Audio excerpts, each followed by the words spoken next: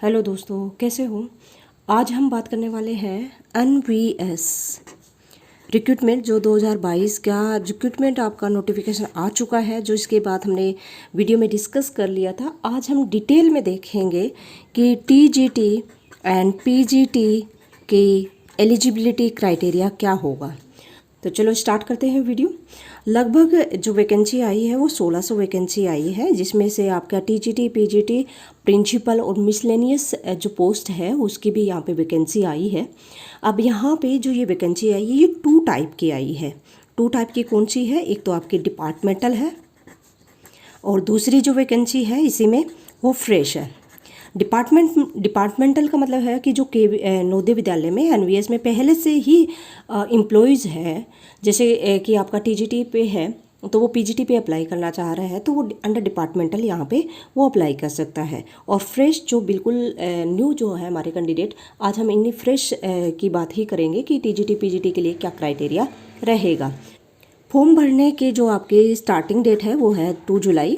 आपकी कल से ये स्टार्ट हो जाएगी और लास्ट डेट है इसकी 22 जुलाई।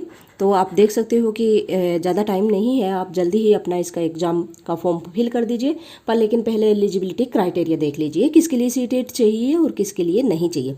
तो सबसे पहले TGT, अगर TGT में एलिजिबिलिटी की बात करें तो इसके लिए आपको चाहिए graduation plus B.Ed plus CTET।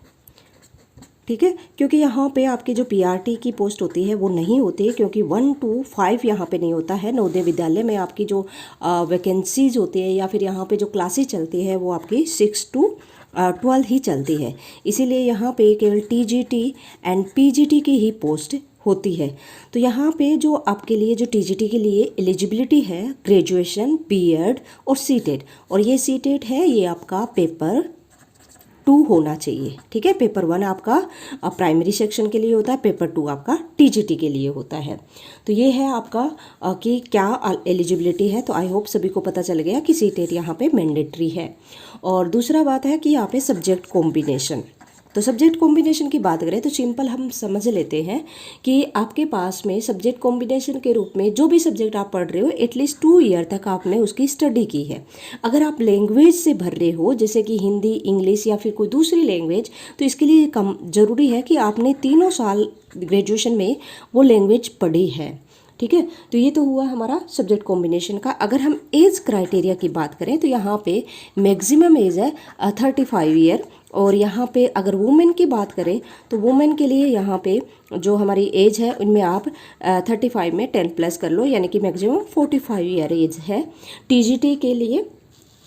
ठीक है, और अगर पेपर पैटर्न की बात कर लेते हैं यहाँ पे, वैसे डिटेल में हम देखेंगे अलग से, पर अगर यहाँ पे TGT के पेपर पैटर्न की बात करें तो TGT का जो पेपर है वो 150 मार्क्स का होगा और 150 में से 120 आपके सब्जेक्ट के होंगे और प्लस 30 है वो आपकी लैंग्वेज होगी।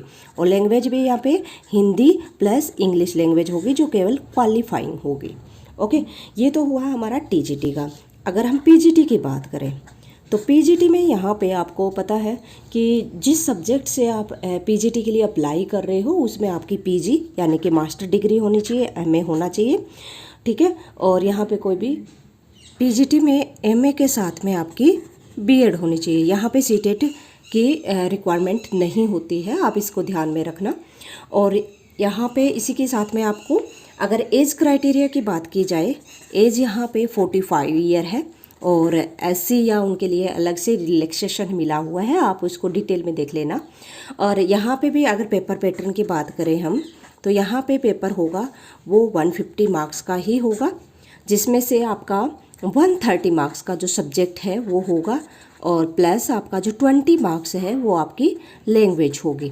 लैंग्वेज अगेन यहाँ पे हिंदी एंड इंग्लिश है जो आपको क्वालिफाई करनी है।